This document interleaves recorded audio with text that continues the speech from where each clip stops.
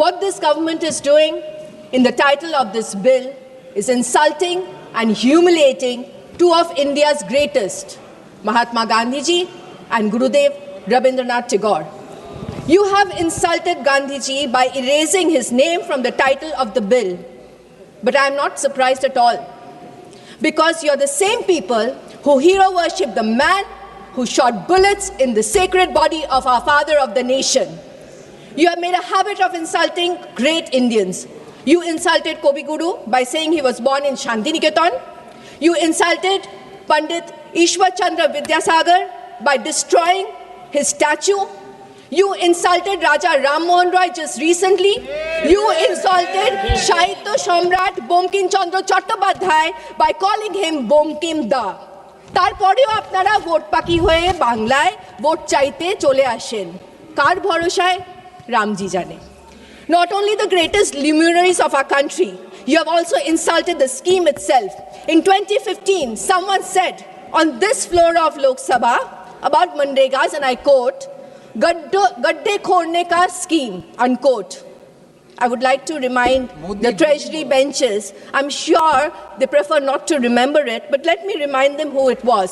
It was none other than our Honorable Prime Minister of India, Sri Narendra Damodar Das Modi. He was the one who said, and I quote, "Gadde khorne ka scheme," unquote. You hate the poor. You hate the marginalized. You hate the weak. This is the true brand of your politics, and you hate the people of Bengal. When you could not defeat us politically in the last 6 elections, you deprived the funds which were genuinely owed to our state. Basically, you are anti-federal to the truest sense. Prior to the suspension of the fund releases in 2022, West Bengal was among the top performing states under Manrega, with approximately 1.37 crore rural households receiving employment. Since March 2022, you have not released funds to Bengal. 59 lakhs registered Manrega's workers in Bengal have been deprived of wage payments for over 3 years, directly impacting rural livelihoods and household income security. You owe us, no sir, I have 7 minutes. You owe us rupees 52,000 crore just on the Manrega account. If you do not want to listen to us, at least listen to the highest courts of the land. You have deprived people of their rightful wages. They have worked honestly. You have not paid them. It's inhuman. You owe Bengal a total of rupees 2 lakh crores. First to clear the Manrega dues, then talk about bills with new names and clauses. I must point out the funding pattern of this bill, sir. Earlier, the funding pattern was 90-10. 90% by the union government, 10% by the states. But now, you have changed it to where states will need to pay 40% of the funds. Doesn't matter for West Bengal. আপনারা আমাদের 100 দিনের যারা কাজ করেছেন তাদেরকে তাদের প্রাপ্য টাকা দেননি। আমাদের মাননীয় মুখ্যমন্ত্রী আমাদের পশ্চিমবঙ্গের রাজকোষ থেকে সেই টাকা মিটিয়ে দিয়েছেন। You have given a mandatory 60 days off period. You are forcing 60 days of forced unemployment on them. You have made a national level steering committee to determine how much employment will be given in which state. However, you have not included any representation from the states. Sir TMC की नेताओं पर cut money से लेकर बाकी आरोप लगे और इसीलिए पश्चिम बंगाल में, मैं सच कह रहा हूँ, पश्चिम बंगाल में मनरेगा में जो धांधली हुई, सर ये पर्ज, सर ये कहा जाता this was not purge of the poor but this is the purge of parasites. Sir इसको खाने का काम कुछ राज्य की सरकारों ने और कांग्रेस से लेकर विपक्षी सरकारों ने किया। सर मैं कि जो देश के गरीबों के लिए, किसानों के लिए, महिला के लिए, मजदूर के लिए, वंचित के लिए, शोषित और पीड़ित के लिए इस बिल को लेकर आए हैं, इसके लिए मैं प्रधानमंत्री नरेंद्र मोदी जी को बहुत बहुत बधाई और उनका धन्यवाद देता हूँ।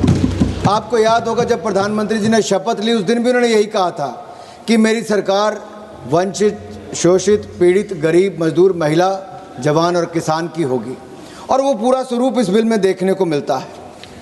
कुछ प्रश्न जिन यहाँ पर खड़े किए गए कि क्या इसका नाम बदला गया।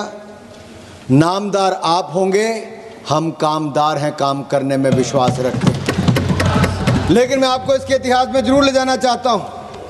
आप देखिए, आपने इसका नाम पहले क्या था, और 1980 से इस तरह की योजना चल रही जहाँ पर रोजगार की गारंटी की बात करते हैं, 1999 में आपने नाम रखा जवाहर रोजगार योजना, 1989 जवाहर रोजगार योजना। तब तो आपको महात्मा गांधी जी याद नहीं आए थे तब महात्मा गांधी जी याद नहीं आए।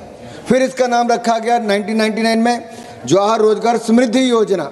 फिर उसको क्लब कर दिया गया 2001 में। इट वाज मर्ज्ड विद संपूर्ण ग्रामीण रोजगार योजना which further integrated with food for work component. Sir 2005 में यूपीए की सरकार आई, तब भी आपने महात्मा गांधी जी को याद नहीं किया। National Rural Employment Guarantee Act, NREGA ही नाम था। 2009 आते आते आपको चुनाव के समय महात्मा गांधी जी याद आए, ज्ञानोदय हो गए। तो आज पूरी कांग्रेस यहाँ पे नहीं है, लेकिन मैं उनको याद करा दूं उन्होंने महात्मा गांधी जी को कितना याद किया था। लेकिन तो अपने नेताओं को बता देना जो आप विदेश घूमने गए हैं। अब मैं बताता हूं सर इसमें फर्क कितना है। सर फर्क कितना है मैं इतना बताता हूं। आप यहां गांधी जी को याद करें, लेकिन आपके गांधी बाहर हैं। मैं मनरेगा में साहब केवल 100 दिन का रोजगार उपलब्ध था। जी राम जी में 125 दिन के लिए उनको रोजगार के अवसर होंगे। और यही नहीं, 15 दिन के बाद आप लोग पेमेंट देने की बात मनरेगा में करते थे, इसमें हफ्ते में आपको पैसा मिलेगा। आपके समय मस्ट्रोल में धांधलियां होती थी, गरीबों का पैसा खा लिया जाता था, हजारों करोड़ रुपए की चपत लगती थी। नरेंद्र मोदी की सरकार ने जनधन योजना में खाते भी खुलवाए, अब उन्हीं खातों में पैसा डालने का काम भी नरेंद्र मोदी की सरकार ने किया है। माननीय सभापति जी, मैं आपके माध्यम से बताना चाहता हूं, यूपीए की सरकार में 30 से 40 हजार करोड़ से ज्यादा का बजट नहीं हो पाता था, वो भी ढंग से खर्च नहीं होता था।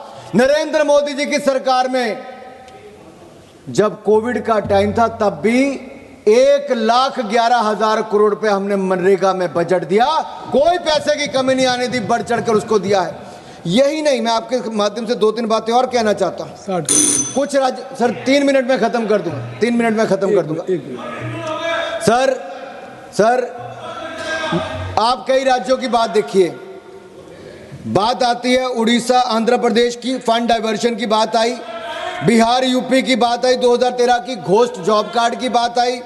जब महाराष्ट्र में, राजस्थान में, बुंदेलखंड में, कर्नाटक में वहां पे सूखा पड़ा, तब भी यूपीए की सरकार वहां पे पैसे नहीं दे पाई।